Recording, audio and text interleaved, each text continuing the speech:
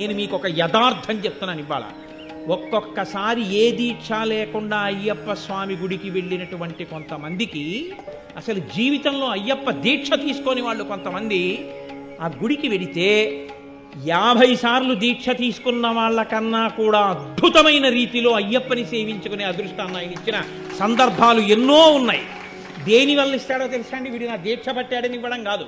వీడికి ధర్మమునందు అనురక్తి ఉంది, వీడికి వేదమునందు అనురక్తి ఉంది, వీడికి నా రూపమునందు అనురక్తి ఉంది, ఈశ్వరుడి యందు అనురక్తి ఉంది. అది ఆయనకి చాలు. నీవు విష్ణు భక్తుడవైనా అయ్యప్ప భక్తుడవే, శివభక్తుడవైనా అయ్యప్ప భక్తుడవే, శాక్తేయుడవైనా అయ్యప్ప భక్తుడవే. నువ్వు ఏ రూపాన్ని భక్తితో కొలిచి వేదాన్ని నమ్మి జీవించినా నువ్వు అయ్యప్పని చేరుకోగలవు. అది ఆయన గొప్పతనం. శివకేశవుల యొక్క అభేదమైనటువంటి రూపం, అంతటి గొప్ప స్వరూపం, సమస్త దేవతా సమాహారము. అటువంటి మహాపురుషుణ్ణి సేవించడానికి